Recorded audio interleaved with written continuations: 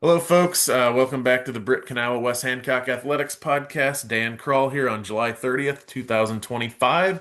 And if that date sounds familiar, it's because I already recorded a podcast this morning with Doug Pooch, 2025 Hall of Famer.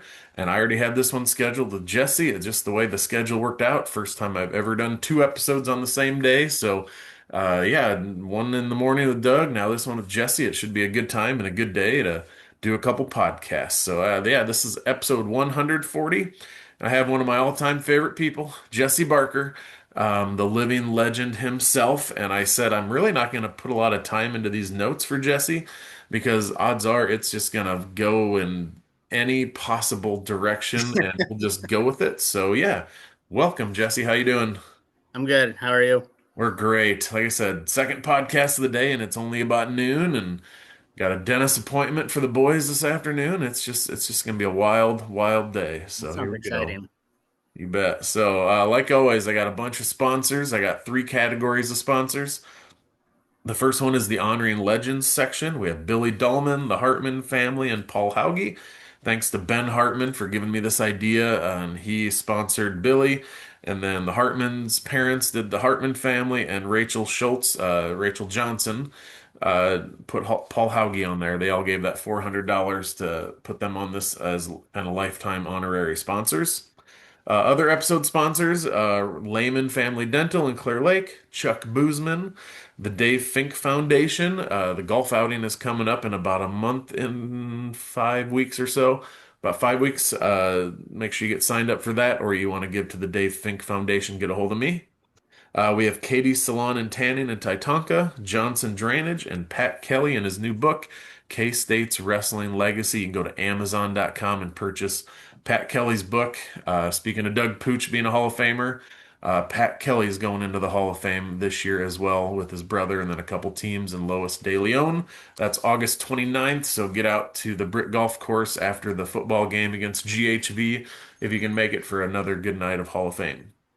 Then my lifetime sponsors, we got Levi Don Trucking, Window World of Mason City, Doug and Kathy Zool, Pritchard's Auto, Ewing Funeral Home and Monument Company, Triple B's Food Trucks, Swenson's Hardware, Zach and Chris Schlugger, Nick Schmidt, Kelly Real Estate, the Brit Carb Truck Bike and Tractor Night Cruises, and Mojo Productions, Mike Muth Welding, Stacy and Carrie Gopel, Main Salon, Jason Gardner with Whiffles Hybrids. I promise I'm almost done here. The Brit Seed Company, Deemer Realty, the Benning Family, Brit Bar and Grill, Trolson Auto Parts, Cliff Howlett, the Brit Vet Clinic, and Richard Wubin with B&B Egg Sales. And I joke about like, holy cow, that takes forever to get through the sponsors, but it's a pretty cool thing that that many people and companies and businesses are giving to the Sanger Legacy Fund. Yeah, I watched an earlier episode of you like recently, and you had like five, six sponsors. So looking at it grown is really cool. Yeah, it's I think I started with one sponsor in episode 7, and it just has grown. And the cool part is a lot of these people I didn't even reach out to. They just kind of come this way and want to be a part of it. And really thankful that all that money's going into the Sanger Legacy Fund. If you don't know about the Sanger Legacy Fund, we support the West Hancock Hall of Fame. We give scholarships to seniors every year. We support any athletic and activity funds, community outreach things, youth sports that aren't attached to the school. There's a need, and they reach out to us. We try to help monetarily, help them with supplies and equipment and fees and stuff like that, and just try to give back to the community. If you want to sponsor, get a hold of me. If you want to give to the Sanger Legacy Fund, you can go to sangerstrong.com and do so there. Way back when, episode 90, 50 episodes ago, was Nick Schmidt. And then speaking of Mr. Hauge, 100 episodes ago in episode 40 was Mr. Paul Hauge himself. So check out those episodes. I'll have them linked in on the Facebook post for this episode. You can just scroll down and find those. All right, here we go. The man, the myth, the legend. Tell everyone who you are, what you're up to these days. How's the family? What are you guys up to? Well, I'm Jesse Barker. I was the class of 2007. I currently live in Clemmy, the big town of Clemmy, with my wife Haley and my son Hendrik. Who Haley works as a para at GHV, and my kid is in school going into first grade at GHV. So a lot of stuff going on there. Did some baseball this summer and swim lessons, of course. And then I'm currently night shift at IMT. So that's about it. GHV, huh? Yeah, yeah. It was either that or Belmont. We decided that GHV was the better route for us. So, because at the time I was working in Garner, um, and my wife was working in Clemmy, but at the time, but it was just we sent him to daycare in Garner, so might as well send him to GHV. And well, it worked out that she started working at GHV about a year ago. So, Britt's only 10 miles farther, man. yeah, but then I have to transport him, so that's a little bit of more. But I'll Yeah, tell it'll you. be fine. Do you not care about your kid and his future? Well, if he has a sports future, maybe we might have to transfer, but I don't know. They have okay athletics. Their football team is I don't know. It's decent, but Is it the NIL money? Is that what you need? Do you need us to yeah, find we need the some, NIL money. Yeah, it's need to find definitely some for bucks to spread over that way? yeah. So if you get some NIL money, we might change our mind. Yeah, But I'll talk to some boosters. We'll see what we can do. So, my wife, last year when we went to the GHV West Hancock game, I was wearing my West Hancock stuff, and I was like, I'm sitting on the West Hancock side. yeah, And she's like, what are people gonna think? I work at GHV, and I was like, Nurse Bonnie works at GHV, and her husband literally commentates yeah, uh, for West Hancock. I said, I don't care. It's like, man, yep, my nephew plays on the football team, so yep. Who's your nephew? Jerry Carstens. So, Okay, yep, yep. and then my niece was cheering. I don't know if she just cheers for. I can't remember if she was cheering for football. She cheered for football one year, and then wrestling. I think last year. I don't remember if she cheered for football last year or not. But um, so yeah, and then my other niece cheered for 4 years for football, wrestling, basketball. So Yep. And your sisters and parents? yeah, they're all in Britt. So I'm the only one outside of Britt. We're not far, but they're doing their thing. My mom and dad have lived in the same house for ever, and I grew up in the shadow of the elementary school. So one of the best neighborhoods in Britt, which is probably why I love Britt so much. But Yep. Yep. And Brandy works at the bank, yep, correct? yep. And Val is a CMA at Westview. So Okay, nice. Yep. I've talked to Brandy a little bit over the last few months, setting up some accounts at the bank for the alumni and the wrestling alumni event that we're having a month from today, actually, the 30th of August. oh So, yeah, yeah. yep, she's been kind of my contact point. Yeah, Uh, she is so good. She knows her stuff so well. So yep, yep, good people. And yeah, I've known the Barkers and the Kerns and all you guys for years and years. So, yeah, yeah, we've been part of that community. Well, I think the Barker side goes back to the early 1900s when my grandpa was an implant.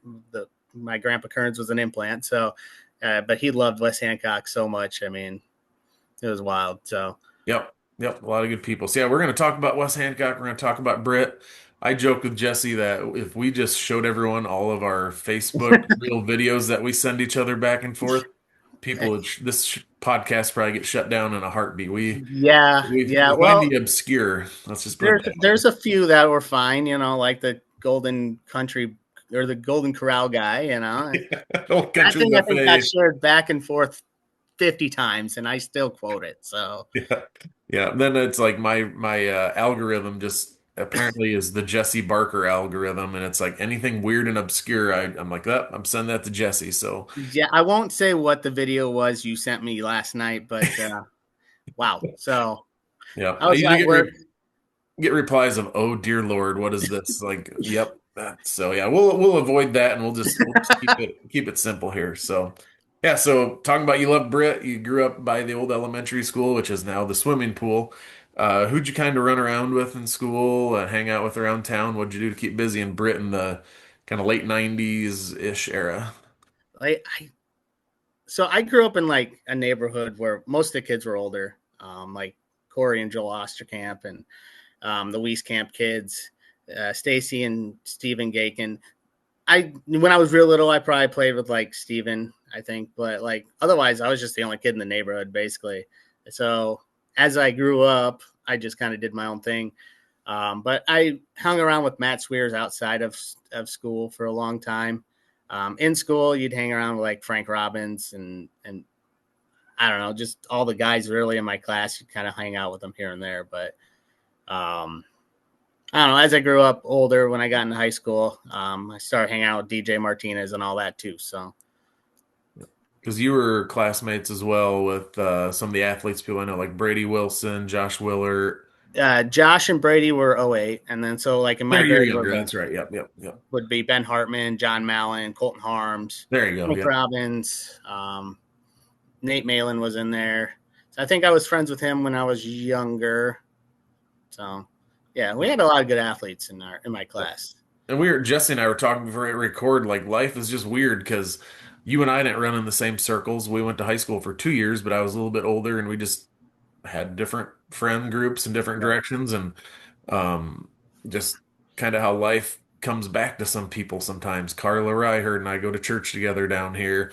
Kevin Sanger and I, who's 15 years older than I am, are really good friends now. And you and I have gotten to be buds over obscure Facebook reels and Yeah, other really things. changed. And now I run the Hall of Fame at West Hancock and needed someone to film it for me last year to put on Facebook Live. Here's Jesse. And then I think I ran that by you again months ago, and you're like, I already took work off for it. Don't worry. Yeah, I got it. Yeah. So when I started my new job, I was like, I need August 29th off. And they're Yeah. like, okay. And I was like, perfect. Because my boss is like, that's a Friday. We don't usually work Fridays, which we do. But I said, yeah, I'm doing a Hall of Fame thing. And I said, my friend runs the Hall of Fame at Britt. And I said, I'm video recording for him. So Yeah. It's just kind of neat how life comes back full circle and you kind of, yeah, I mean, have those connections with people you wouldn't have in the past or you just didn't in the past because of, being a kid.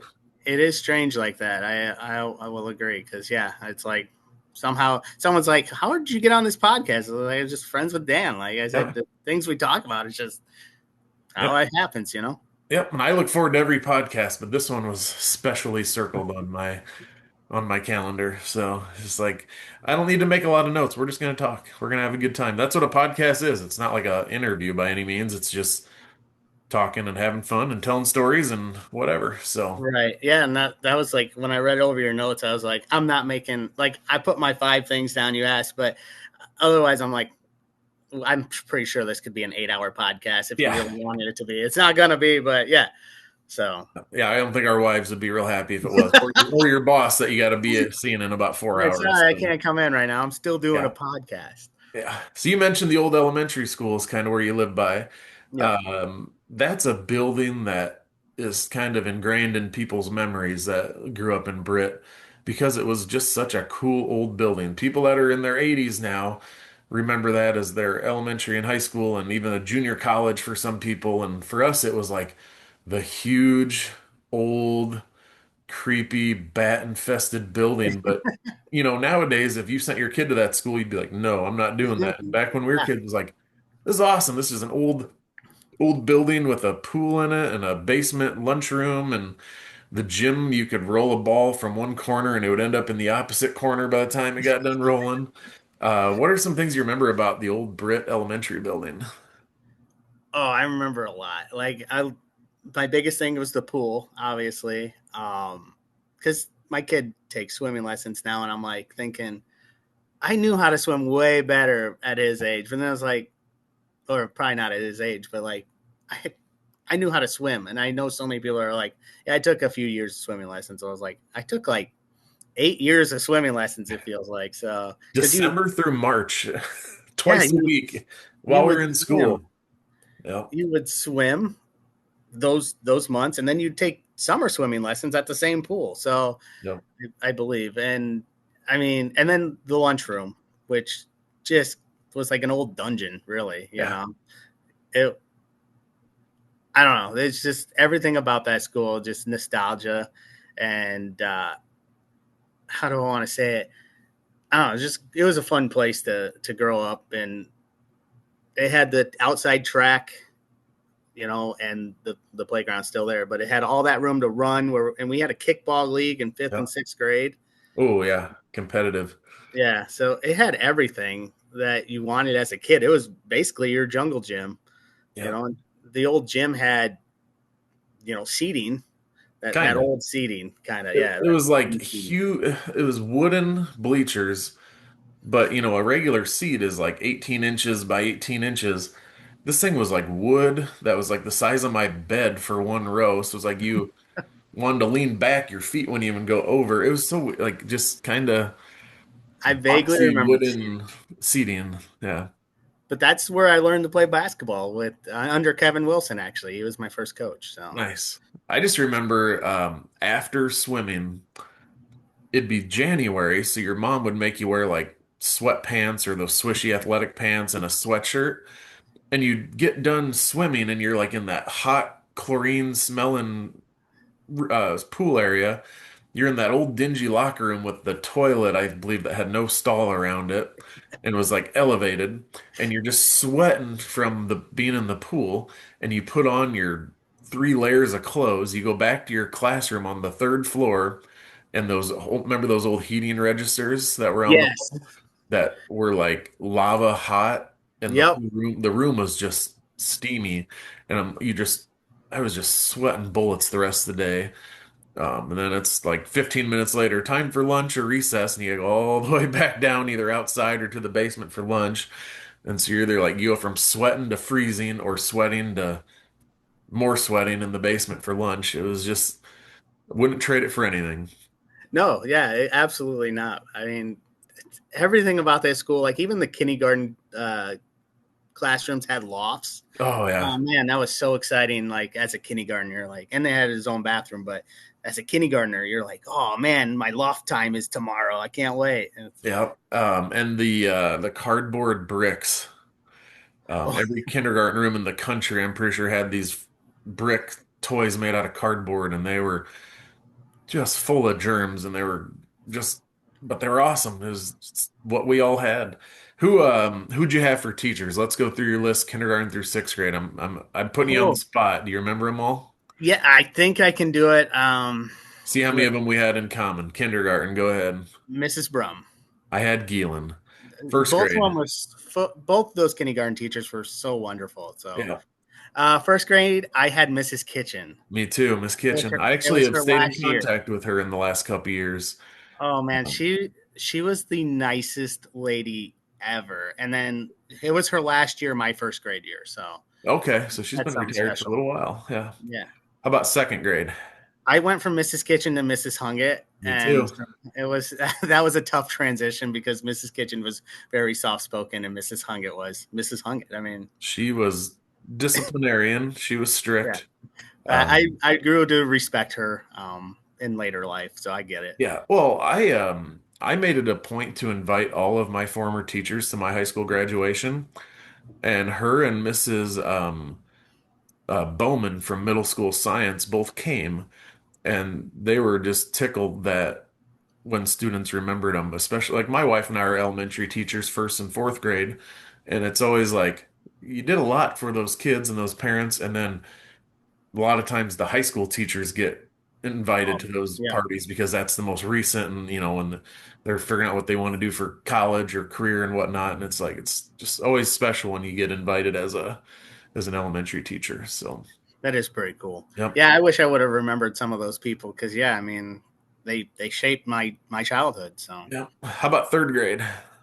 I think it was Mrs. Farrell. Me too. Yeah, that's who I had. She's neighbors with my aunt and uncle, so I see her on occasion when I'm up north, That's and that's wild. I watched that podcast with her, so that was pretty cool to that see. was fun. How about fourth grade? Oh man, I gotta think for fourth grade. I think Macaulay it is was. who I had. Did I you have think I had Enright? Mrs. McCauley. Yeah, I had Mrs. McCauley. Yep. Fifth grade. Mrs. Fogarty. Me too. She was a first year teacher when I had her. Okay, And let's just say we helped shape her into the teacher that she was. I Um, can only imagine. yeah, the rule at the playground back then was when you swing, you can't jump off the swing. And we would always get as high as we could, then jump off. And I mean, you'd be, I don't know how many feet in the air, but you'd be up there.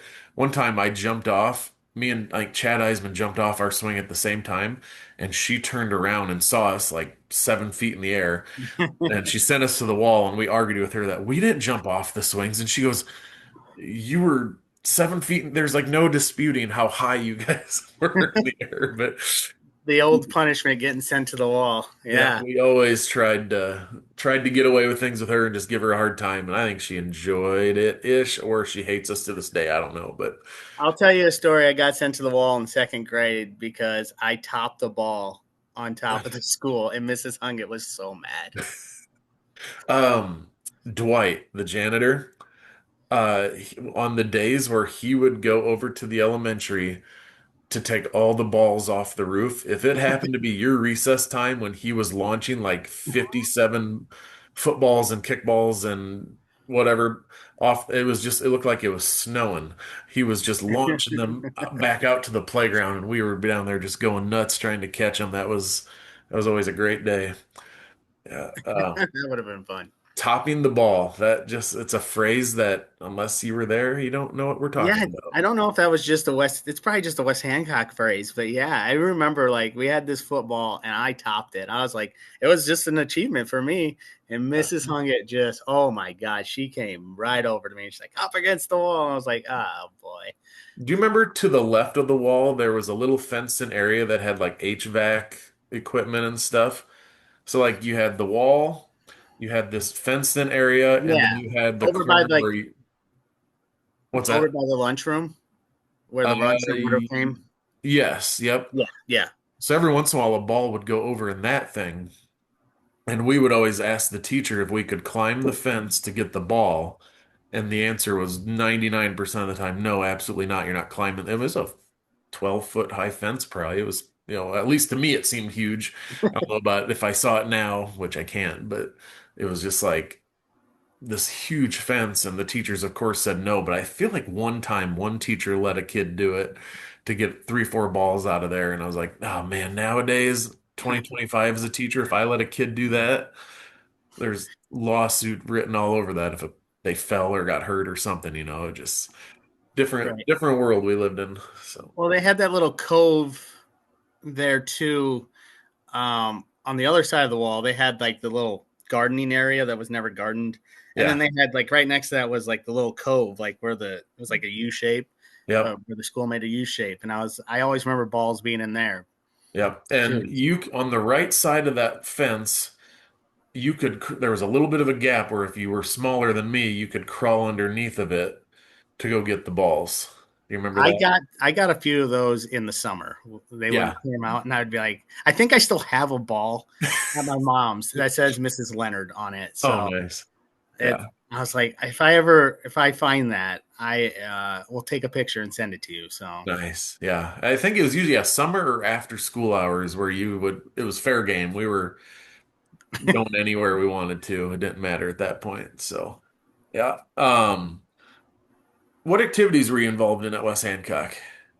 I really wasn't. I was in basketball my freshman year, and then it just didn't become fun for me anymore. I was like, okay, this is not fun for me, so I left, or I didn't join the next year, but and I just kind of had a job. But my junior and senior year, I spent a lot of time doing like concession stands, uh, basketball season, and then so my senior year, the juniors had a lot of kids out for sports. Yeah. Um, and they couldn't find anybody, so I would just do it because I got to hang out with Hauge and Mrs. Sanger, so it was really fun for me. And I would Yeah. just be like, they would be like, hey, we need an extra person. Yeah, sign me up.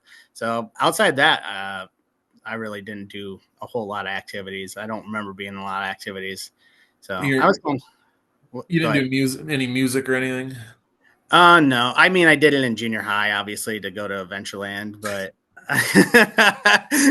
like I was like, but I was really bad. My mom will tell you this story. I was really bad in band. Like I never practiced. Yeah. So in sixth grade, she made me quit, and I was like, that's probably for the best because I played trombone, and I was like halfway through book one, and Mr. Kanawha was like, "What are you doing?" Yeah, my boys just started. They had one summer lesson. That's all I lasted before I quit in fifth grade. What'd you One play? summer, drums. Oh, okay. I did a summer lesson with Mr. Was it Hubby? Was that his name, Mr. Yeah. Hubby? And he was telling, I'm like, you just bang on the thing, whatever. And he was telling me how to do things just right. And I was like, I don't know if I like this. My dad was picking me up from it. And I said, Dad, I don't want to do this. And I've told a few stories with my dad. If he he never pushed us to do stuff. If we wanted to do it, he would support us, but he never was like, let's go to the gym, let's do this. He was like, if you want to get better, get better. And if there was a few things that he did not like, he would quickly get us out of it so he didn't have to suffer through it. One would be band. I just was like, I don't want to go to 30 band concerts over the next 10 years. So as soon as I said, Dad, I want to quit, he got out of the car and walked in and told him he's done. We walked out. And I was like, the other was Boy Scout camp. My dad, I joined Boy Scouts. Some of it I didn't love, some of it I enjoyed. I'm like, well, they're going to camp. I want to go too. And my dad's like, okay. And I conned him into going with. Oh, And the week we went to camp happened to be like 100 degrees every day, just kind of like what it's been lately, just stifling hot. And it was tent camping outside. And my dad, oh, no thanks. We stayed there for one day. It was blazing hot. You walk up this huge hill to get to the dining area for 3 meals a day. You sleep in this god awful hot tent. And I woke up the next morning. I'm like, Dad, I don't want to be here anymore. And he started packing. We were in the car and out of that camp within 5 minutes, I'm pretty sure. And same. I didn't think anything of it. I said I wanted to leave, so we left. And years later, I'm like, Dad, why didn't you try to like talk me out of that? And he goes, Why the hell would I do that? Like that was the It's true. most miserable day of my life. So, I think, my parents always offered me to do stuff, but I was more like a homebody. So I was like, no, I don't want to do that. yep, But yeah, for the most part, yeah, I did basketball fourth, fifth, sixth, seventh, eighth, and ninth grade. So, and it was really fun. Like fourth, fifth, and sixth, we were bad. Like we didn't win a game until ninth grade year. So we were bad, but I had a lot of fun. Kevin Wilson was a really good coach. And then I had Mr. Muller one year, and I yep, don't remember my eighth grade coach's name. I think it was Miss Grettinger. Um, and then I think I had Dale Hesley for most Hesley and Drake, but mostly Dale yep, for ninth JB. grade. Yeah. Yeah, So, and it was fun to an extent, but I was just like, nah, I'm not super competitive when it comes to that. yeah, yep. You talked about Mrs. Sanger and Mr. Hauge in the concession stand. They're two staples of the community and legends within our school. What was that like getting to hang out with them and work concessions? Mrs. Sanger, I mean, she'd come back, go back and forth. I think she was doing like five different things. She was the cheerleading coach. She was probably doing this and that. She Yeah, was always running around. But when she did come, she was just full of vinegar and piss. So yeah, she just, but at the same time, getting to hang out with Mr. Hauge was wonderful. I mean, I still see him around and just the nicest dude. So I don't even know how to explain like all those times at the concession stand. yeah, I mean, and then Miss T would pop in with popcorn and stuff, but uh, Mr. Hauge, I don't know, it just like hanging out with one of your best friends because he was just always happy go lucky and you could just talk to him about everything and anything. So yeah. I always enjoyed my time with him. So And those three you just talked about, Miss T, Miss Sanger, Mr. Hauge, they did so many things just because they wanted to. Like right, anymore, getting teachers and staff members to take tickets at a game is like pulling teeth sometimes. Those people like they just took such pride in it because they wanted West Hancock to have the best and be the best and set a good example for other schools on what a good concession stand should look like and how to run things and just being there for things and being there for the AD and the coaches and the players. Not common anymore, I'd say. I'd say it's the boosters do a lot of that and ask parents to help and whatnot. And it's like we had a core group of people that just always did yeah, the behind the scenes stuff because they wanted things to be good for us. It's just a absolutely. And I always think to myself, like, I was probably at the end of this because a lot of good teachers retired, sometime within my high school days. Doug Timmerman's last year, Mr. Sanger's last year was my freshman year. I think it Grangenet should have been your sophomore year because that was my senior year. He quit senior year. halfway through. Yep, yep. Okay. Um, Mr. Grangenet came back my junior and senior year, and I took two classes with him my senior year, and then he ended up passing away at the end of my senior year. So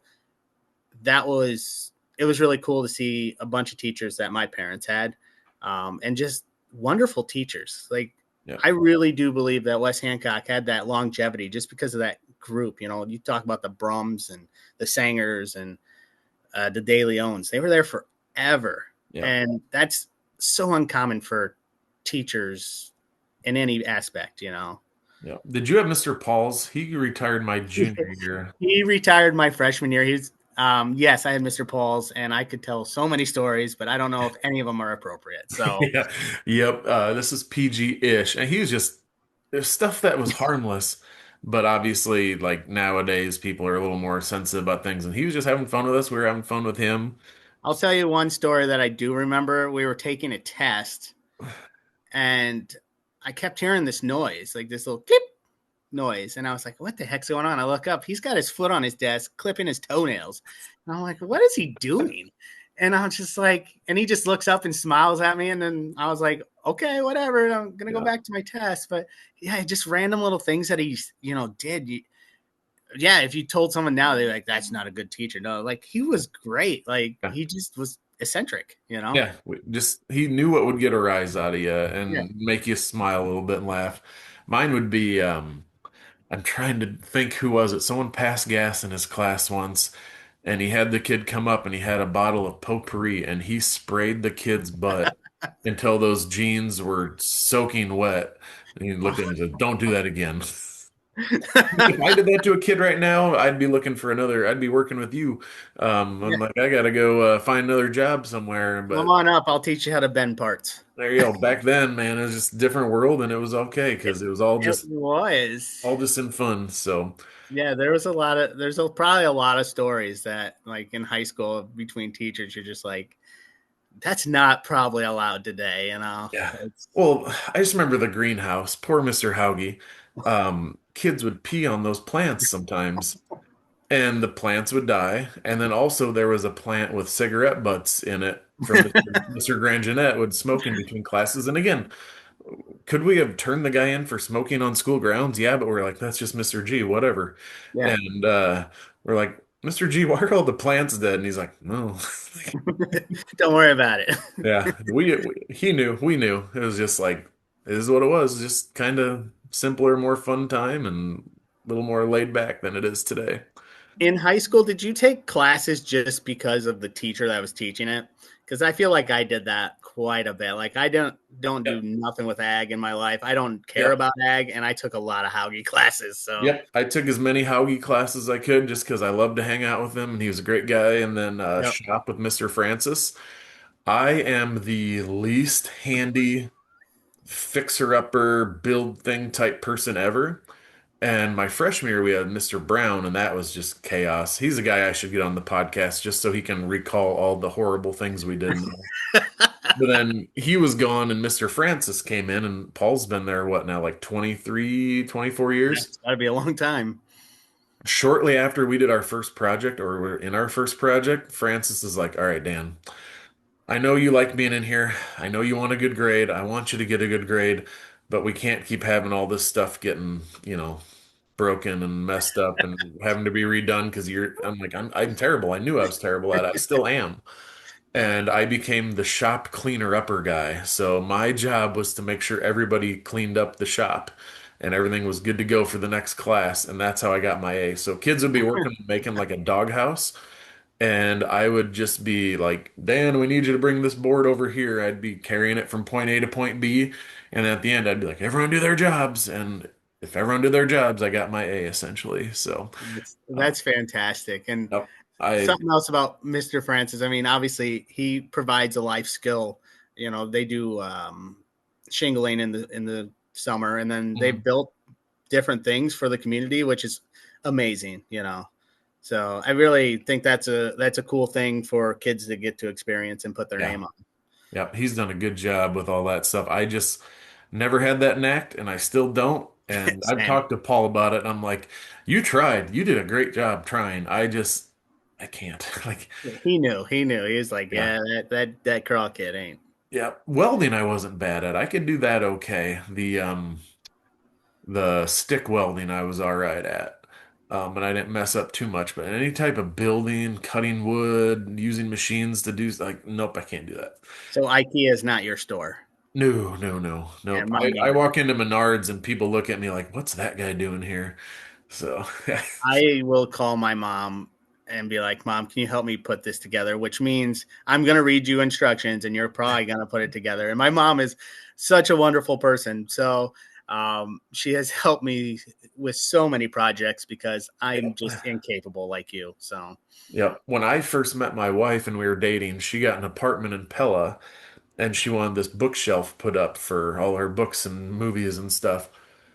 She had to work overnights doing this COC job, working with people who were mentally handicapped, and she'd work overnight.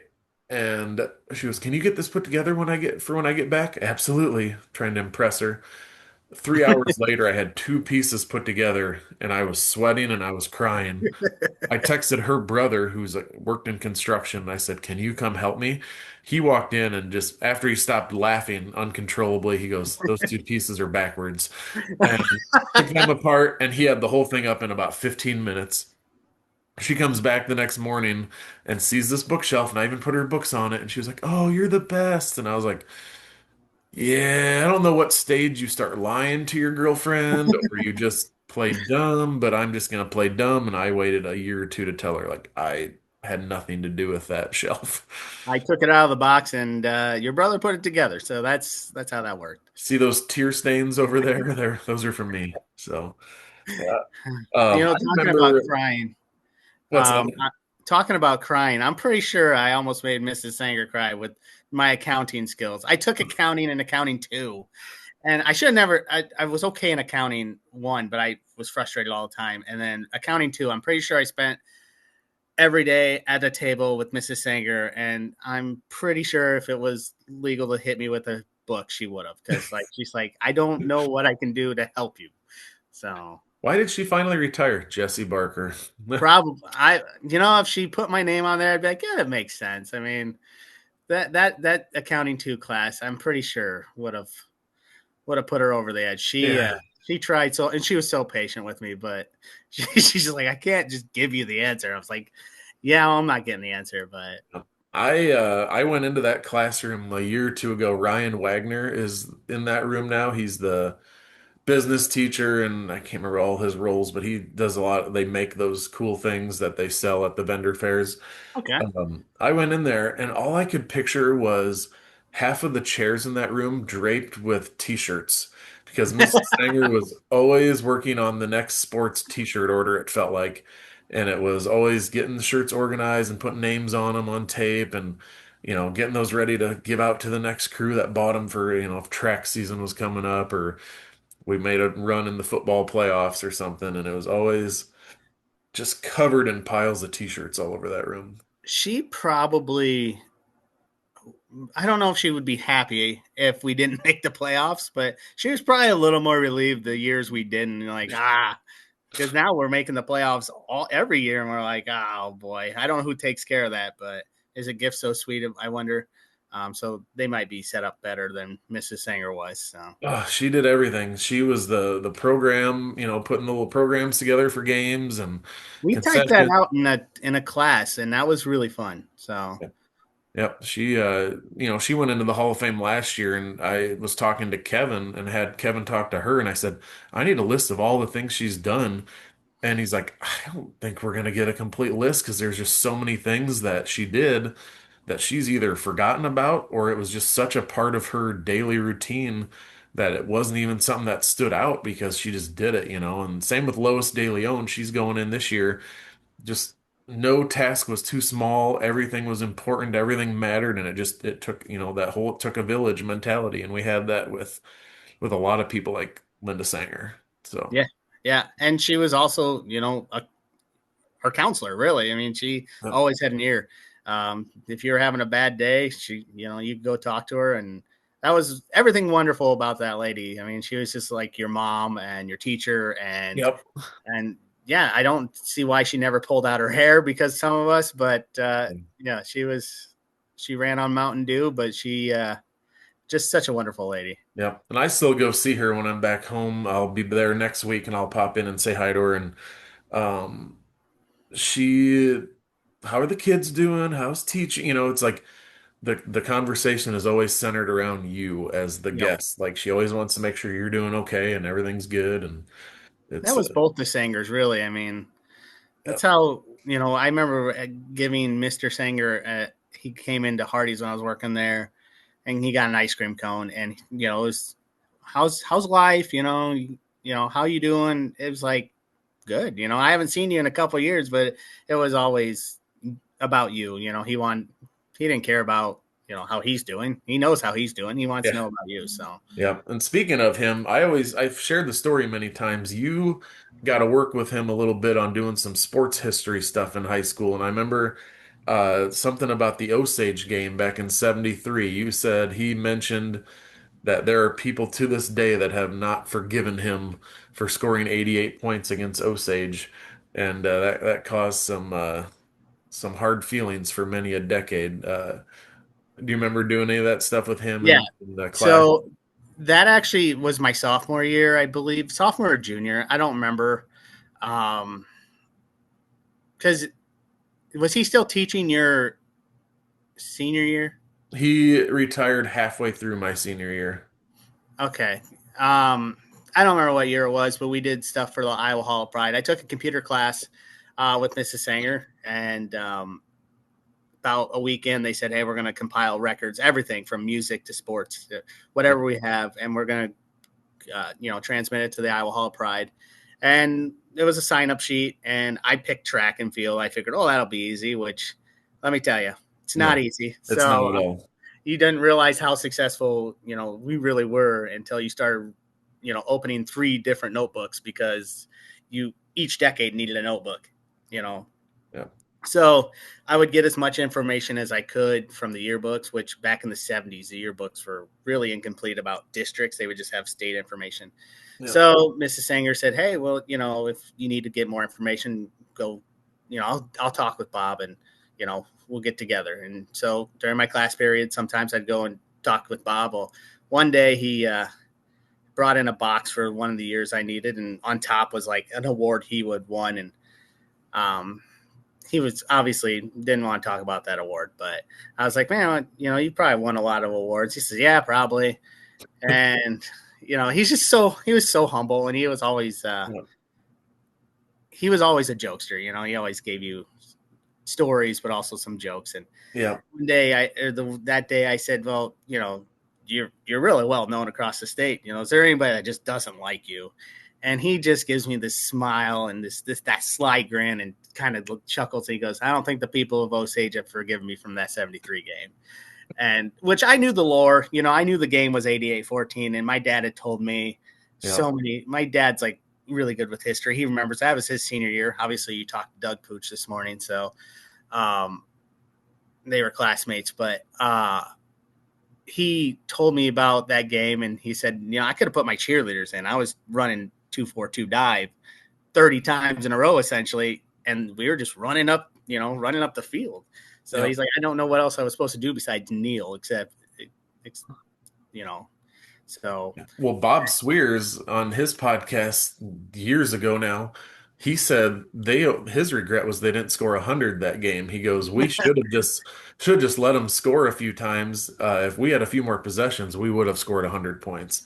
And I was like, oh, coach would have really caught some flack for that, I'm sure. But I think he got a note, at least one note from, like, I don't know if it was the AD, the superintendent from Osage for yeah, that. I think, and I think the Bishop Garrigan game in '95 or '96, he also caught some flack on that, because we almost 50 pointed him at halftime. So yeah, get better. yeah, sometimes. And that Osage team was really, really bad. I mean, I think they finished 0-8, and I think they only scored like 40 points that year or something like that. And it's like, Yeah. what are But you in supposed to the do? previous 4 seasons, they had taken it to Coach Sanger's teams pretty good.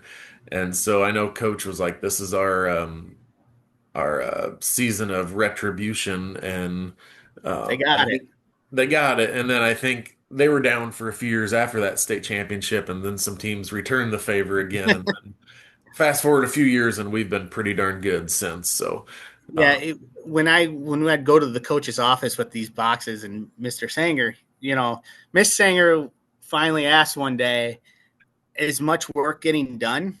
And I'm like, I obviously lied. I was like, yeah, I'm getting plenty of work done. But no, it took me probably 3 extra sessions just to get what I needed in Yeah. one session, because I mean, he talked a lot. He would tell me stories. He did tell me another story I always wanted to say.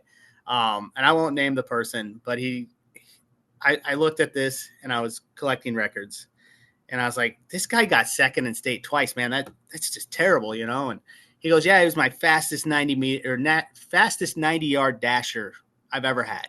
I was like, but it's a 100-yard dash. He goes, yeah. He goes, he'd get confused at the end and think that the finish line was where the ribbons started. And both years in state, he got second because he slowed down at those ribbons. If he would have just ran, he would have won. And I always remember that one. Just a funny story to me. Yeah. So And the things that guy remembered, he knew so much. And I always say, forgive me if I've said this before on the podcast, but some people haven't seen all the episodes, so if I repeat, no big deal. Um, when I was putting together that Bob Sanger record book in 2019, 2020, I was working on it before he had passed, and I was probably a couple months before he passed away. I knew Kevin was at his house and Linda's house quite a bit. And so I called Kevin and I said, Kevin, I'm stumped on something. Is your dad available to talk? And he goes, yeah, he's up and moving around a little bit. What do you need? So can you just put him on the phone? So I got him on the phone. He goes, Dan, what's up? And I said, Coach, Britt Garner, 1969 football game. I cannot find if that was a home game or an away game. He goes, "Oh, that game was in Garner that night. We won the game 26 nothing, but our or no, we lost that game 26 nothing, but our second running back was out that night with a leg injury, and so we had to change up the offense." And he just went on and on about that game from 50 years ago. And I'm like, "Wow." And then Kevin, I can hear Kevin go, "Dad, when's my birthday?" He goes, "Shut up, Kevin." I experienced that while doing doing the Hall of Pride thing in high school. When I mean, not to that extent, but he would be like, I would be looking through stuff, and we got to late 70s when Jeff Nielsen was, just on fire, really. Yeah. And he'd be like, man, I didn't have to coach that kid. In practice, he'd run this, and then on this certain in districts, he ran this. And I was like, that was 30 years ago, my guy. Yeah. Like, Yep. you remember what he ran 30 years ago? I can't even remember what I ate for breakfast. And this Yeah. guy, recalling stuff. I'm just like, that's amazing. My dad can do that too. Like, he can recall numbers and Yeah. dates and stuff. I'm just like, okay, yeah, Well, I'll believe you. my favorite was my dad played for Buffalo Center about the time Jeff Nielsen was in school. And I'm in high school wearing my jersey on a Friday afternoon day for a game day. I wore number 75, and coach looked at me. I was in the office watching tapes, and he goes, "Do you wear 75 because that's what your dad wore for Buffalo Center?" I'm like, "Yeah." He goes, "Yeah, when he graduated in 78, so he started in 76 and 77. He played right tackle. He was a pretty decent blocker. He never really got up too far, but he'd get his head on the right side and get in someone's way. And he was the extra point kicker. He made, I think, 1 or 2 extra points against us that year." I'm like, You my sure? dad doesn't even know that. Like, if I asked my dad, "How'd you do against Britt your senior year?" He'd be like, "No." He You, just you, he you just knew brought up, something. you brought up like the jerseys, but like the one thing I see what like Wes Hancock did, I don't know if they still do, but remember having a jersey when you were in kindergarten? You wore that, until 6th grade and Yep. 7th, 8th grade. I don't know. That was really cool to me. Yep. Obviously I picked 88 because that's the year I was born. I was like, man, now I'm older. And I was like, why did I pick 88? Like, that's such a stupid number to me. But Did you ever get it engraved in the back of your head from Mike Stevens at the barber shop? I didn't. I never went to Mike Stevens. I went to Jean Schmidt, and I think she's like the only person ever to cut my hair. So, Yeah. but I kind of wish I would have gotten it engraved. But as a child, that would have been cool. As an adult, I don't have enough hair to do it. Yeah. Get your beard, get your number in your beard. I should. So speaking of Wes Hancock sports, what Jesse and I are going to do is we're going to do a top five Wes Hancock sports memory. Like you said, you follow Wes Hancock pretty closely still. You support I everything think Wes Hancock and Britt. against the better wishes of my wife, she wants me to change over to GHV, and I'm like, No. if my kid plays sports at GHV, I'll cheer for him and them. But man, if they're not playing Wes Hancock, if my kid plays, I'm still cheering for Wes Hancock. I do Exactly. catch the podcast, or not the podcast, if I can't make it to the game, I'll watch it on live stream. So, Yep. and I think my wife also hates that because she wants to watch a movie. So I'm kind of doing both. That's So Friday in the fall. There's yeah, nothing better. That's better than any movie. that's how So I grew up. Like every Friday, September, October, and hopefully November, yeah, uh, that we go to West Hancock games. So you bet. So we're gonna do a top five sports memories from Britt West Hancock, and they can be from you personally or just what you've witnessed and experienced. So let's have you start with your number five. I had four and I struggled with number five, but I think I'm just going to choose overall. Um, Going to the games with my grandfather, my grandpa Larry, Yeah, he always made it better because there's so many stories I could tell, but we always sat up by Ann Hagen, and Ann Hagen's on a whole different level. Like she's West Hancock supreme, you know. yeah. My grandpa was maybe a step or two below her, but he loved West Hancock sports, and I really miss going to like football games where he's up there, and um, just watching the games with him was the best. And then getting a bag of popcorn when he was done with it in the back of the head was also great. So Yep. I always that was my number five. Just going to the games with my grandfather. I really miss those. He's been gone almost 10 years, so it hasn't been the same. I mean, it's still fun to go, but not as much. Yep. And that popcorn and those hot dogs at a game like that just tasted even better when you Yeah, the experience around it. So, my number five, fifth grade basketball tournament, I made a almost half court shot to win the game in Clear Lake. Um, my buddies and I, Justin Johnson, Chad Eisman, my parents recorded everything. We're playing a team in Clear Lake. I think it was like SCMT and tie game, 2 seconds left. Like Justin Johnson passes it to me, and I chuck one from just inside half court and drain it, and we all went nuts. Even the people around us are going nuts, and it was a completely irrelevant game in the grand scheme of things. But that's still a game where they'd be over at my house after a varsity basketball game, and we'd watch the tape from that night's game. But probably 2 out of 5 times they'd be over at my house. I would pop that in quick, and they'd be like, "Oh, great, here we go again." I have to relive my only memory that I've ever done something Yeah, like gotta super watch my cool. one big shot. So, yep, that's my number five. What's your number four? Number four it's actually a game we lost. I believe it was Northwood, Kansas, like 2004. Ah, But I remember on the corner or on the sideline, Jordan Reuter took a towel and he was trying to get the crowd pumped up because I think we were driving, either that or they were driving and we were trying to stop them. And I just remember that moment. I know it's a weird moment to remember, but how much we actually got pumped up for that. We still lost, obviously, but that was really cool because it's kind of like a movie scene, and he actually got the crowd going. But again, you know, I, unlike sh- movies, it didn't end well. I should have previewed your top five because that just brought back some really bad memories. Uh, that was my senior year of homecoming. We lost 41 to 28 to Northwood. It cost us the playoffs that year. Yeah. And we had some injuries. And if we were full strength, I think we would have had a lot better shot of winning that game. We just did some dumb stuff. Um, I still have not watched that game. I have the DVD of it, and I have refused to watch it almost 21 years later. I'm like, nope. Maybe on the 25th anniversary I'll watch it, but I'm The not same doing it day, just yet. the same day you forgive Eric for being born on Halloween. I finally forgave him this Oh, last year. that's So, fair. yep, I got it. He's good. My number four would be the 2023 state title game. Just what, 2 years ago now. Played Woodbury Central. They go up 7-0. We score, can't get the 2 point conversion. We're down 7-6. They score 14-6. We score, can't get the 2 point 14-12. We just kept staying with them, and then they just make their gap a little bigger. Down 10, we come back and score twice in the fourth quarter. Holly Lang's a good friend of mine. We were sitting next to each other, and we were all hugging each other and high-fiving each other when we finally won. We're like, did we actually win that game? Like, that was just unbelievable. Got to know Kellen Smith pretty well. And after the game, Kellen and I talked for a while about things, and just really happy for that group of kids and how they put it together and won a state title when they had, looked very slim pickings there going into that fourth quarter of that game.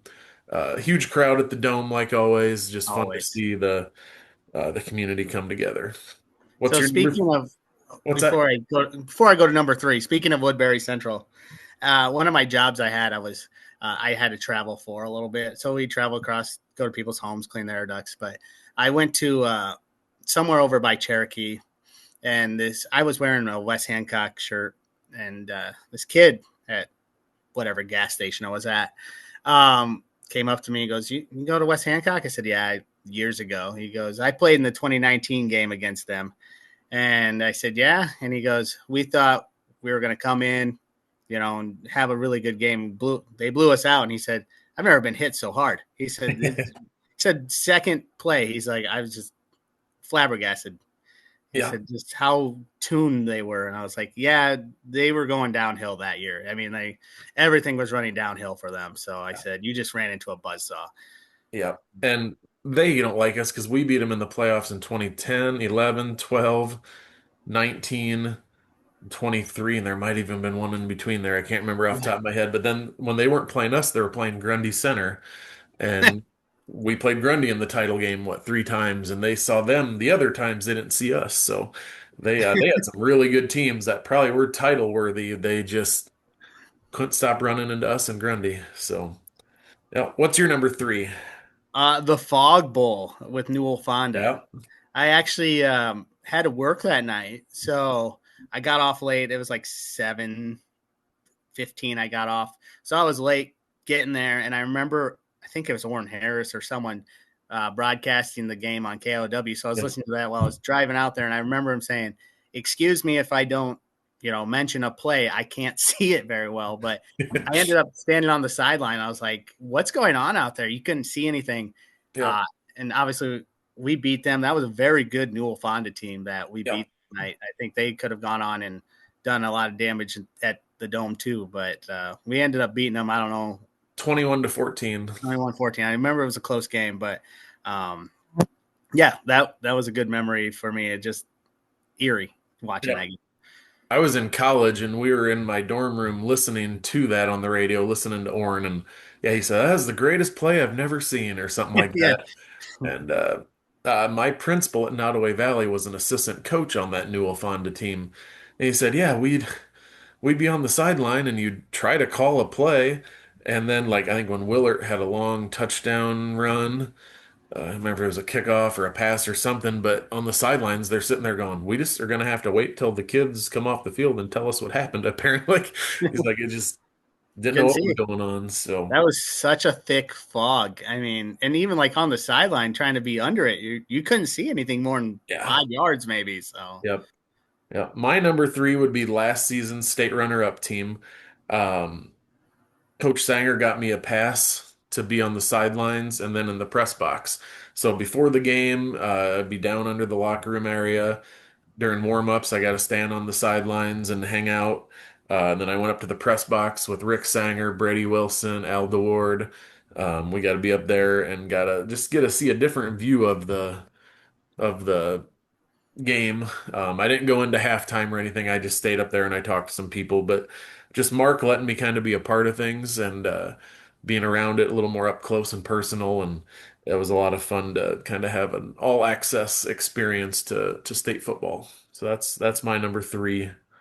Yep. yeah, that would have been really, really cool to see. I mean, I like my nephew was on that team last year. I think he just really loved the experience of running out onto that field and practicing, and it's just something for those kids to look forward to and to play hard for. Even if he's just a freshman. He was a freshman last year, and Mhm. he really loved that experience. So. Yeah, not many kids get to experience it, and these kids are going every single year at this point. So Yeah. that's And Tri Center, give them all the props in the world. They're uh, an up and coming team. I don't like losing, and I don't like teams that I lose to.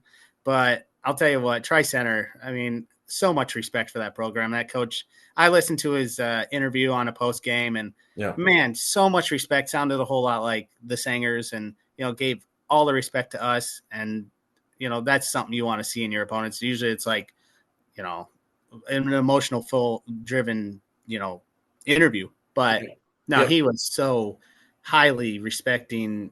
everything about that game. Yep. So I talked to really, him and a couple coaches before the game. I got to the dome before the bus got there, and I was sitting there on my computer working on a few things, and their team came in right then, and he recognized me as the podcast guy with Jay and Kevin. And he's like, "We watch every one of those podcasts. You guys are so complimentary of us." And I said, "Well, we noticed you guys in about week 4 on Huddle and said these guys are going to cause people some problems in the postseason the way they're so balanced.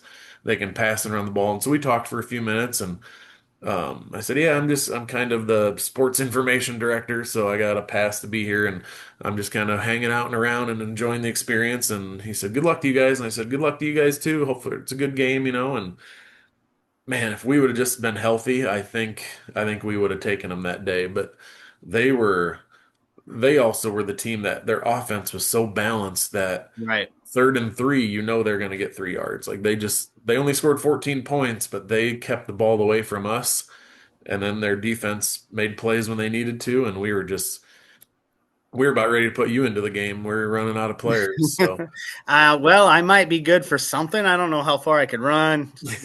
Do like a 5 yard out so I can just get right out of bounds, maybe. you would pull a hammy on that pattern. So Probably, and one play I might have been good, but yeah, let's extended probably not. no, no. But Let's. what was I gonna say here? It's gone. What's your But, number two? Mine's very football based, as you can tell. What's your number two? so actually, number two, I went away from football. It was the 2020 girls basketball run, which Yeah, was really nice. fun.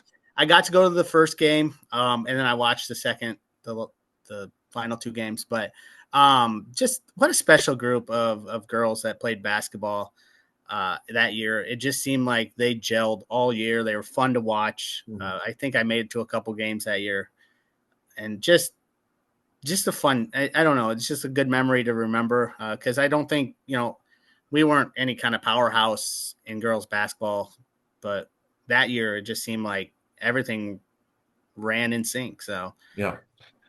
I did an episode with those girls, I don't know, 6 months ago, and they were sometimes when I do an episode with youngerish people, I'm always kind of like, is it gonna go well? Is it not? Those girls, they didn't need me. They could have just done a whole thing by themselves. I They listened to were that like 2 weeks ago, and I was like, man, it was. And I listened to one with Kennedy Kelly too. But they were I just yeah, so like you could tell they're a tight knit group, and that was a lot of fun. And that was 2020. Fast forward a month later, COVID happens. It's like, yeah, man, thank goodness they got that season finished because if it would have been any earlier, everything would have been canceled, and you would have never known how they were going to do. So, yeah. My number two goes back to my playing days, 2003 Garrigan at home, uh, overtime win 18-12. I remember that. Yeah, Garrigan and West Hancock were just kind of renewing their rivalry from the late 90s, and then when it kind of started, and then into my era. Um, they had a kid named Derek Tyndall who was a stud running back. They had a couple other horses. did they have another Tyndall that was like either a quarterback or a wide receiver? Did they have a good wide receiver? Maybe that was Um, in my senior year. I can't Ebert, remember. was it Ebert or Marceau, something like that? Yeah, I don't remember. Yeah. I'm a junior. I'm playing just offense at this point, and they're up 12-0. That Tyndall kid had two like 80-yard touchdown runs in the first half. They missed both extra points, so it's 12-0. We scored twice in the second half to tie it. We missed our extra points. Go to overtime. Chad Eisman passes it to Nick Hartman on our first play of overtime, which, if you're any bit familiar with Bob Sanger and passing the ball, to pass it in general, let alone on the first play of a drive, was surprising. Nick was wide open. We missed the extra point, and it's like, oh crap! If they score and make the extra point, it's over. Um, First play of defense in overtime, Justin Johnson flies through the line and knocks the kid down for like a 4 yard loss. The next play, Darren Carlson intercepts it for the win. I'm on the sideline because, like I said, I was only playing offense most of that season. I'm pretty sure I could see Coach Sanger's feet about right here at my eye. Like he jumped so high, he went nuts. Him and Coach Wadley had moments back in the day where they didn't see eye to eye and didn't like each other too much. The Garrigan coach. Yep. We were ranked number one in the state, and there was some hoopla about he was telling his kids we're the number one team in the state, not West Hancock, and so there was some bad blood. And after the game, I guess in the handshake line, a couple words got exchanged.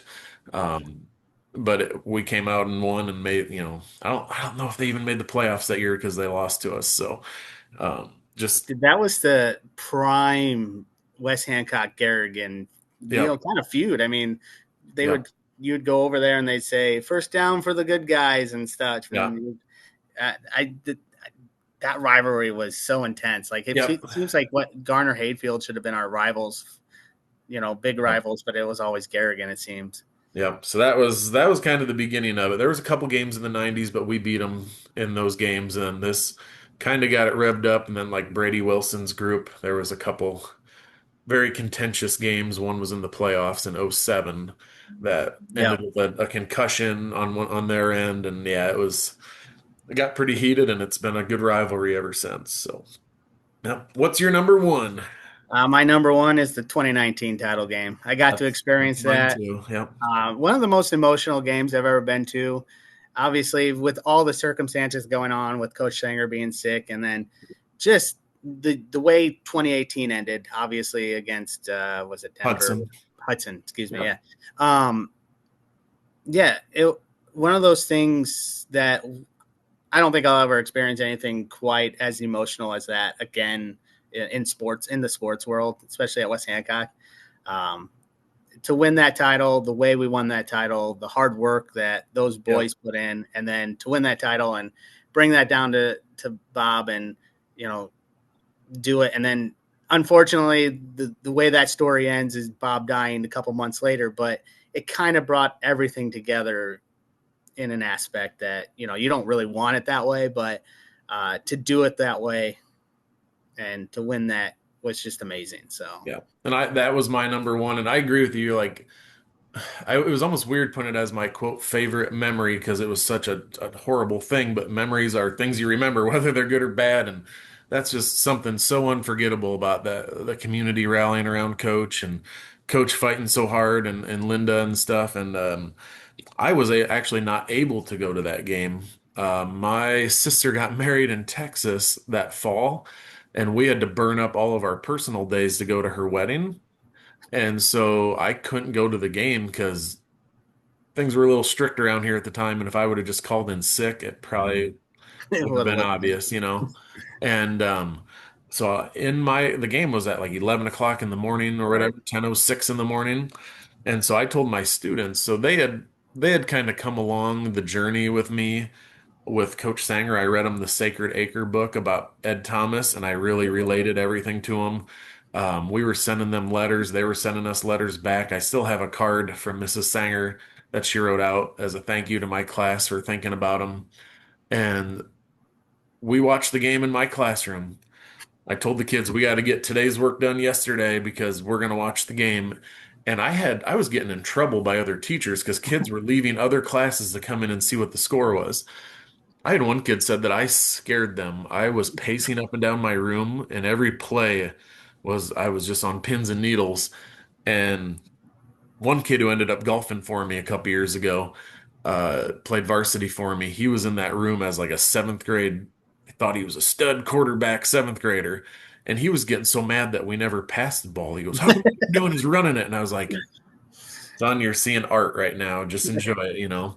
Yeah, That game got over right as the school day was kind of ending, and I was in tears. I was so happy. I was just relieved that they won it for Coach when Tate ran the trophy down. I just was so happy for Coach that he got to have that title and that moment. But like you said, it just horrible couple months later that he passed, and it's you know, been over 5 years now. It's just unbelievable. yeah. Being at that game, so I haven't been to any other title games. Obviously, work has always been disruptive for me. I never have enough vacation. I was like, I'm not rich enough just to miss a day at that point. But um, to be at that game, and I was like, I took it off from my job, and I was like, they're like, well, you don't even know if you're going to make the title game. I was like, we're going to make the title game, all right? Like, even if we don't, I'll, whatever. But I said, we're going to make it. Like, I have no doubts. And then to be there and just that whole game was just full of tension, because you didn't know. I mean, Grundy's been so good for as long as we have this run. And, I think, in the third quarter, I think Joseph Smith fumbled the ball on a drive that, could have put the game Out of reach. farther out of contention, and and you could just feel like Grundy getting their momentum, but then they just could not, get ahead of us. And then finally, when Tate got that first down with, I don't know, a minute left, it's Yeah. just like, wow, we're going to win this. And then, yeah, after it was just like, you could tell the boys just wanted to take that right up there to him. And Yeah. they didn't want to sit there for a picture. They wanted to go over there and show him that Yeah. trophy, how hard they worked. That was just such a magical year in general. I mean, Yeah. just so many good games. So yeah, that was definitely number one West Hancock moment. Trying to put that list together was tough because I was like, I don't, nothing really speaks to me besides some of these moments, which like are losses, and it's like, well, Yeah. Yeah. And those boys don't get enough credit sometimes that year. They were going through a lot with yeah, and not have having to have coach be out and be sick, and I they probably felt a little pressure to do well for coach's sake, and Mark taking over as the head coach and also dealing with his dad being sick is just I can't even imagine being in that situation. Then for the kids to just rally together and focus on the task at hand and having fun together and enjoying it and being champs, and a lot of credit goes to those kids too. Sometimes we always talk about the other stuff, and those kids came through and did a great job. I think the one thing that at least when we were kids, I don't know if it's still true today. I think it probably is.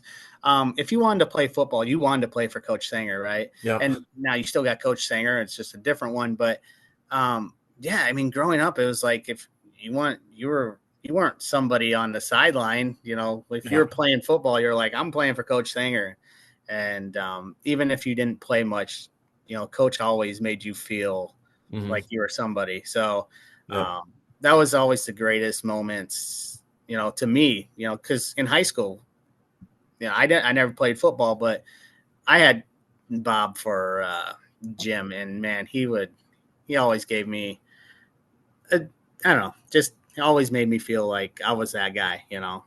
Yeah. Yep. He could have been the PE teacher that only cared about his athletes, but he was always looking out for anybody and everybody. That's what I appreciated about him was he was so serious and he was about winning, of course, but it was always people first. Yeah. I actually, I can't remember the kid's name. He worked with me for a few days at Winnebago. Like they didn't have any work, so he came over and worked with me. And I can't remember. He was one of the guys on the 0-9 team, and he said, "I love Coach Sanger," but he said one day he came in, we were playing music, and he says, "You guys don't need any music until you can figure out how to win a football game," or something along those lines. He says that's the only time I ever heard Coach Sanger care more about winning. But I think it was just embarrassing. We're West Hancock, we shouldn't be 0-9, but it was just a down year, and that's just the way it was. So Yep. And I have a lot of respect for that team. And I talked to Connor Sonius in that last episode with him and Paul. Like, um, that team could have folded. Like they could have been like, who cares? And that could have been the beginning of the end of West Hancock football as we know it. Those kids stuck with it, and the coaches stuck with them. And in the book I wrote about football wrestling, I talked about a Des Moines Register article about that team. They interviewed Coach Sanger about it, and he talked about character and trying your best and working hard. And yeah, he could have just been like, "Well, we suck," But right. he said, "No, we're just if we quit, then we're losers. Right now, we're losing football games, but we're not losers because these kids are still working their butts off." And um, oh, that season really stands out to me because that could have been the beginning of the end, and it wasn't. And It was the look where we beginning are. of the beginning, really. I Yeah, mean, yeah. it was a renewal of, we had the state title game, what, 2 years 2 years earlier. prior, yeah. And then we did okay the next year, and then we just went 0-9, and then those kids came back, and they really started the new 1984 team, where Yep, we've been on a tear since. I mean, yep. over the last 10 years we've made the playoffs or whatever it is, and then we've made what, 5 title games in that span. 5 in the last 6 years. The most impressive feat, we've been to the quarterfinals or better for 9 straight seasons now. Yeah, and some teams, if you look on like the high school athletic union, like their stuff, some of those teams have like 3 quarterfinal Yeah, appearances ever, and they're 0-3 in those, and you're like, yeah. man, that's wild. And we're in the quarters the last 9 years, and And how many? what cracks me up is 5 of the last 6 years we've been in the title game. The one year we did not make the title game, 2020, I can sit at Mark's house. Next week I'll probably be at his house a night or two because that's just how Hobo Days ends up sometimes. And we don't talk about this state championship or this state championship. He talks about the year we should have been to the state championship and that we lost that game to Grundy and at home in the quarters. And it's That was a like rough we're time. we're at such a spoiled stage, but it's also the reason why we're at the stage we're at is people we dwell on the losses and we want to learn from those and get better because we don't like to lose. I think sometimes hating to lose is a bigger deal than wanting to win type of thing. So Right. It definitely motivates you. But how do you feel about the 1A football this year? I mean, it's loaded.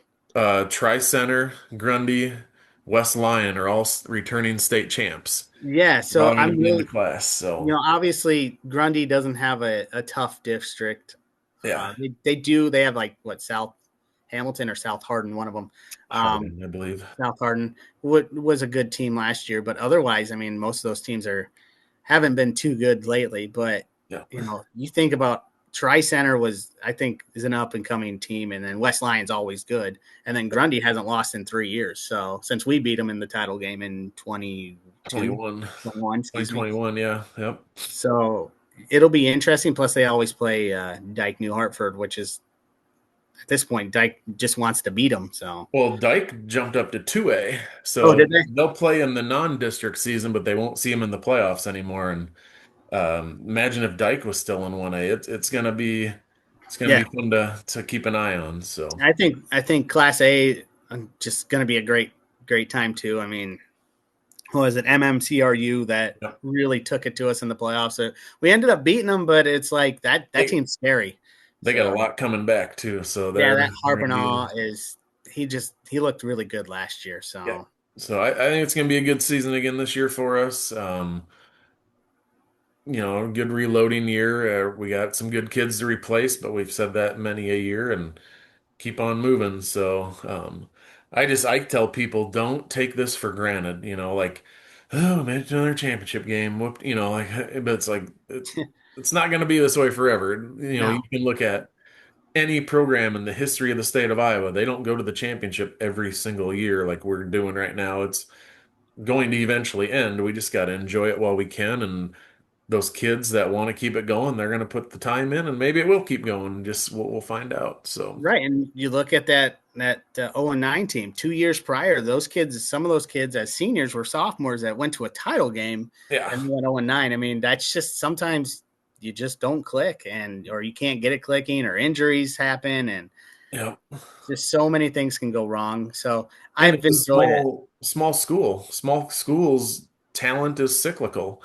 And we are not being a part of that cycle at any point lately, on the football side for sure. But a lot of schools will get that one class that comes every 20 years, and then they have 19 years of down years, and Right. one good group. We're just piping out good group after good group. So Yeah. And a lot of that's, the kids are talented and they're putting the work in, but also the coaching is just, they yeah, believe in all those kids. yeah, So I know my nephew, he likes football and he loves the coaches. So yeah. he enjoys it. Like you said, if he doesn't play, he doesn't play, but he just enjoys being part of that. So, Yep, yep. And those coaches know that they're not just worried about the studs. They want every kid to be a part of something special. I think that's what's really right. neat. That's what Bob was a big proponent of back in the day. When I played, a lot of kids, if you were a senior but you didn't start, you were on kickoff, you were on kick return, you had this responsibility. Every kid felt like they needed to be there. There was never a like, why am I even coming to practice? Kids were invested in what they were doing. Well, as we've seen, like kickoffs have been really important the last few years. What was it? Braden Walk. I mean, Yeah, that kid could house any kickoff. I mean, yeah, that was an exciting time too. They'd kick off and you'd be like, okay, we're up by 21-7 or whatever it is, uh, and then all of a sudden you'd look up and Braden Walk was taking one to the house on a kick yep, or a punt return. You're like, okay, never mind, we're up 28-7 or whatever. yep. So I mean, What it's just important. what floored me about that team in 2020, he and a couple other teammates, they housed like we had like 8 return touchdowns that year between kick and punt returns, interceptions, fumble returns. We returned so many, things back for touchdowns. Fast forward to 2021 when we won the state title, we had 0 return touchdowns that entire season. Oh, that's We didn't wild. return a punt, kick, interception, or fumble, nothing that whole year. But the year before, it was like every game there was one. It's just You weird how get those the you get those statistics. kids like that. I think of, people that played like my senior year. That backfield was loaded. Brady was quarterback, but then you had like Colton Harms, I think Nick Horseman, Josh John Willard, Levi Mallon. Gahn, Ben Yep. Hartman, John Mallon. Like we had like 8 guys that, and anytime you gave the ball to any one of them, you could get a yard, you could get a touchdown. And I think of someone like Josh Willard.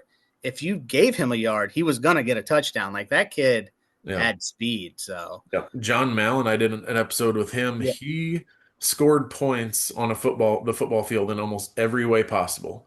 Like field goals, extra points, receiving, rushing, interception return, fumble return, kick return, punt. I don't think he threw a pass for a touchdown, but that would be about the only thing he didn't do on the football I field. was gonna say John was he was an incredible athlete in all the sports that he played. I mean, we weren't that good at basketball, but I mean, he was a good basketball player, good at Yeah. track. I don't know much about his baseball career. I never went to baseball, but I remember him. He was so good on the track. I think he ran a lot of relays and stuff. But Yeah.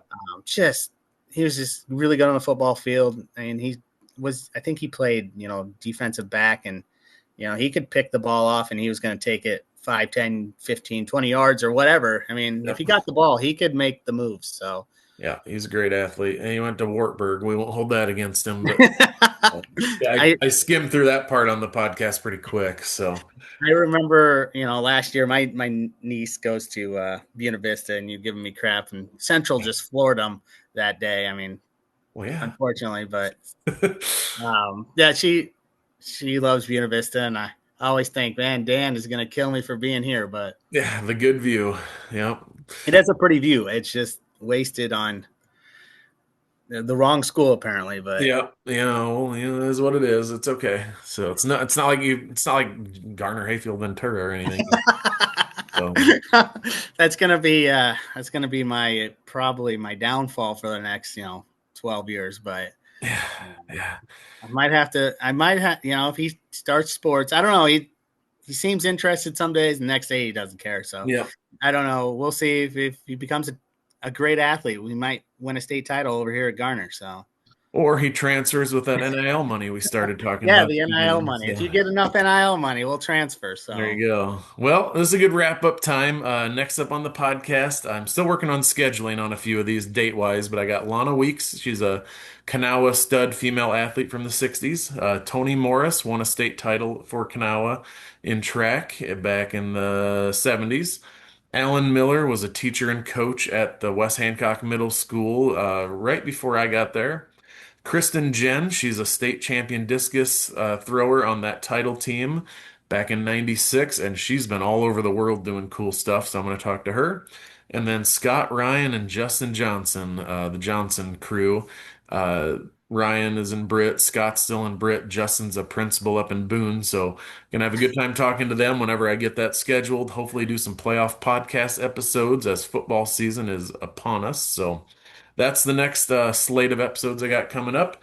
Mr. Barker, anything else you want to say? Any people we forgot to talk about, or things you want to wrap up as we're getting off? I have a question. Is Tony Morris Bab Morris's son, Grandson. grandson? I was gonna say, does Bab still hold the record in the mile Yep, in like 19? 1931. Yes, I remember doing that for Hall of Pride in 1931. Was like the obviously Nate Smith and Nielsen, Jeff Nielsen had a crap ton of records, most of those records. But yeah, that mile record had never been broken. I was like, that's wild still. Yep, So, yep. um, We inducted Babs in 2023 into the Hall of Fame, and Tony's family came. I guess Babs kind of raised Tony. Um, they still after that race he went to the like Midwest regional track meet, and it was like 7 states competed, and it was state champs from every state, and he got like third or fourth, I believe, in the mile race in this regional meet, and they brought his little medal that he got from Wow. 1931. They still have that in the family. He passed away in like 2012, I believe, Yep. at exactly 100 years old. Yep. And it's just that's what I love about the Hall of Fame is the pride people have. The 1948 Kanawha baseball team got inducted that same year, and a couple members came back. A guy in Florida couldn't travel back, but his daughter came from Tennessee.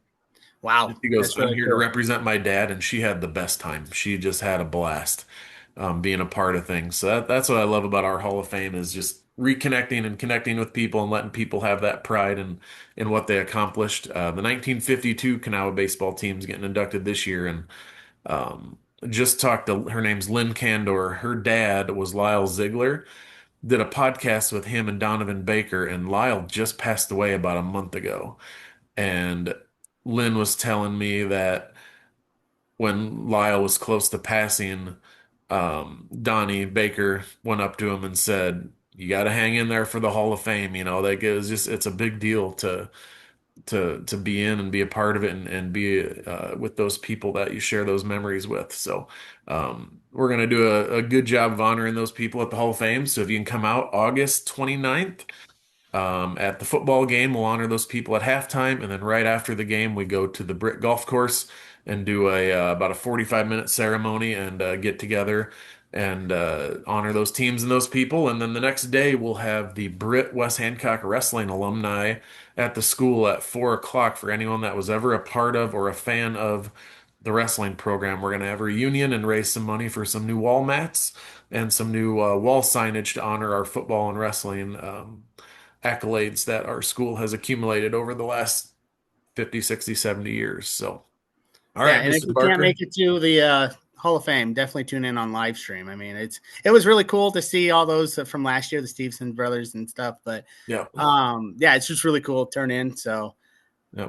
I did but hear some people say the camera was kind of shaky though. So, yeah. I'm gonna get a stand so I can, I can yeah, because it's like I have to adjust, like because I can't just sit here like this Yeah. all night. I'm like, Yeah. So many complaints, hundreds of complaints, but I couldn't find anybody better. So you're doing it again this year. So, it's the best of a bad situation. So. yeah, it's hard to find good help these days. So, yeah.